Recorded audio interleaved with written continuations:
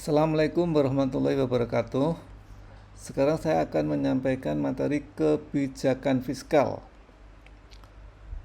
Pengertian: kebijakan fiskal adalah kebijakan yang dirancang dan dilaksanakan pemerintah untuk mengelola serta mengarahkan kondisi perekonomian lewat pengendalian, pengeluaran, dan penerimaan negara.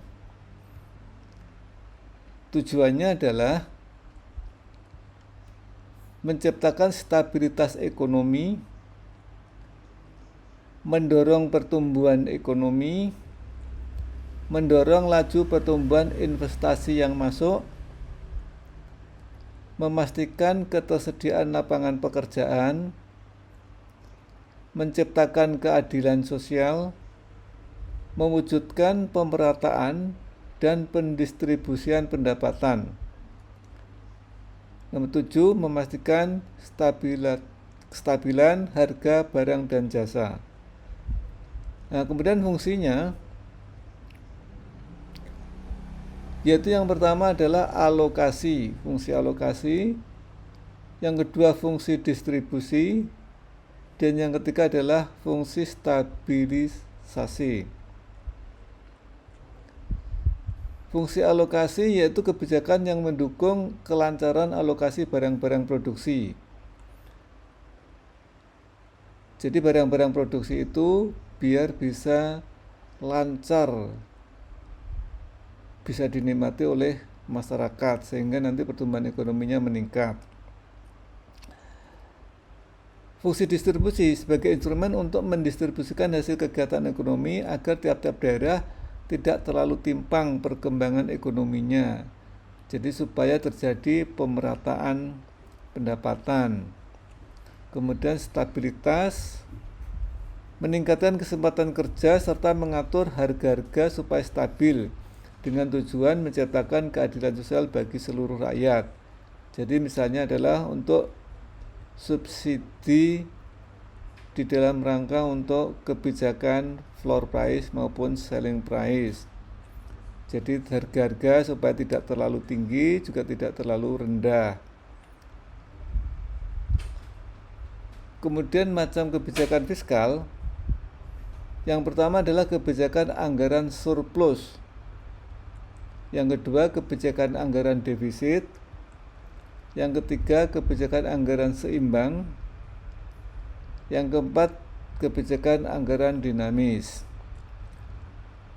Kebijakan anggaran surplus yaitu kebijakan di mana anggaran yang diterima oleh pemerintah itu masih tersisa. Hal ini digunakan untuk mengatasi terjadinya inflasi. Jadi tidak semua penerimaan itu dikeluarkan. Jadi sebagian disimpan lebih dahulu. Nah, kemudian yang kedua adalah kebijakan anggaran defisit untuk mengatasi kelusuan perekonomian atau untuk mengatasi situasi deflasi yang dialami oleh suatu negara. Jadi antara penerimaan dengan pengeluaran itu adalah lebih banyak pengeluarannya sehingga anggarannya kurang. Nah, untuk mengatasi defisit bisa juga melalui pinjaman, baik pinjaman dalam negeri maupun pinjaman luar negeri. Kemudian kebijakan anggaran seimbang. Jadi kebijakan dalam kondisi perekonomian yang stabil. Jadi antara penerimaan dengan pengeluaran itu sama. Jadi ini biasa dilakukan pada waktu-waktu yang dahulu. Nah, kemudian kebijakan anggaran dinamis. Kebijakan anggaran dinamis dalam kondisi perekonomian stabil. Jadi kalau misalnya penerimaannya itu meningkat, maka pengeluarannya juga meningkat. Jadi dinamis. Karena penerimaan bisa jadi tidak hanya satu kali tetapi di dalam pertengahan. Jadi nanti ada revisi juga di tengah perjalanan. Kemudian berdasarkan sifatnya, yaitu ada kebijakan fiskal diskresioneri. Yang kedua kebijakan fiskal pasif. Nah, kebijakan fiskal yang pertama adalah digunakan untuk pemerintah untuk menyikapi perubahan kondisi ekonomi. Jadi kalau ada kondisi-kondisi ekonomi di tengah jalan itu tidak normal, maka kemudian dilakukan kebijakan fiskal. Jadi misalnya di tengah-tengah tahun itu misalnya terjadi krisis ekonomi, nah itu mesti diatasi pada saat itu juga. Kemudian kebijakan fiskal yang pasif itu merupakan jenis kebijakan fiskal yang menekankan pada aspek penyesuaian otomatis tanpa adanya campur tangan pemerintah. Jadi ini biasanya adalah dengan sistem perpajakan yang built-in flexible. Jadi kalau misalnya terjadi peningkatan pendapatan, maka pajaknya juga semakin tinggi. Sebaliknya, jika terjadi deflasi atau penurunan pendapatan nasional, maka pajaknya adalah semakin kecil. Sehingga dengan demikian, pajak secara otomatis bisa meningkat dan bisa juga menurun secara otomatis, sehingga diharapkan kondisi perekonomian stabil dengan sendirinya. Nah, kemudian jenis kebijakan fiskal yaitu kebijakan ekspansif dan kebijakan kontraksional. Kebijakan yang ekspansif ditujukan untuk mengatasi persoalan resesi atau deflasi. Caranya menurunkan pajak atau membelanjakan uang sebanyak-banyaknya atau kedua-duanya. Sedangkan untuk kontraksional ditujukan untuk mengatasi masalah inflasi, caranya menaikkan pajak atau mengurangi belanja negara atau keduanya.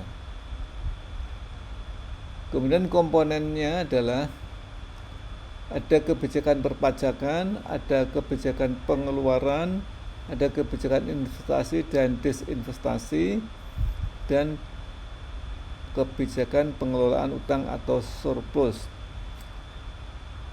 Yang pertama, kebijakan perpajakan, pemerintah dapat meningkatkan atau mengurangi pajak untuk mengatur pertumbuhan ekonomi. Jadi dengan peraturan-peraturan yang berlaku, atau juga bisa dengan melakukan kegiatan-kegiatan tertentu sehingga mampu meningkatkan perpajakan, bisa dengan persuasif mendorong masyarakat supaya membayar pajak, mungkin dengan denda, atau juga bisa juga dengan diskon pajak.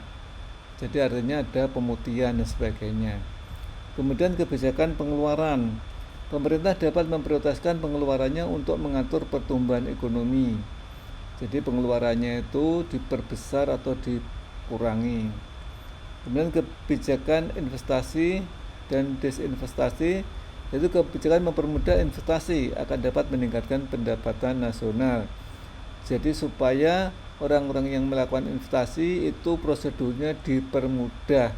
Dengan mempermudah prosedur investasi, maka akan meningkatkan pendapatan nasional. Kemudian pengelolaan utang atau surplus, dalam membangun suatu negara bisa defisit atau surplus. Jika defisit bisa utang atau mencetak uang. Jika surplus bisa menahan untuk ditabung lebih dahulu, simpan untuk di kemudian hari. Nah, kemudian jenis-jenis pajak. Yang pertama adalah pajak dari pemerintah pusat, yang kedua adalah pajak daerah. Untuk pajak pemerintah pusat merupakan pajak yang dikelola pemerintah pusat yang diwakili oleh Direktorat Jenderal Pajak Kementerian Keuangan. Pajak daerah adalah pajak yang dikelola pemerintah daerah, yang dalam hal ini adalah pemerintah tingkat provinsi maupun kabupaten atau kota yang diadministrasikan oleh dinas atau badan pendapatan daerah setempat. Kemudian untuk pajak pusat, yang pertama adalah pajak penghasilan, yang kedua pajak pertambahan nilai, yang ketiga pajak penjualan barang mewah, yang keempat biaya meterai, yang kelima pajak bumi dan bangunan. Yang pertama, pajak penghasilan atau PPH itu merupakan pungutan yang dikenakan kepada orang pribadi atau badan atas penghasilan yang diterima atau diperoleh dalam suatu tahun pajak.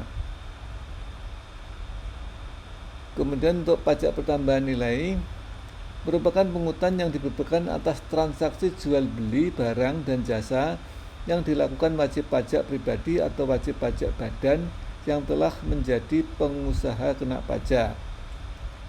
Kemudian pajak penjualan barang mewah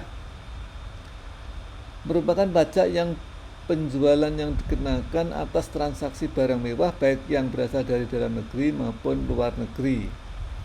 Kemudian bea materai merupakan pajak yang dikenakan atas pemanfaatan dokumen seperti surat perjanjian, akta notaris, kwitansi pembayaran dan surat berharga yang memuat nominal uang di atas jumlah dan ketentuan tertentu.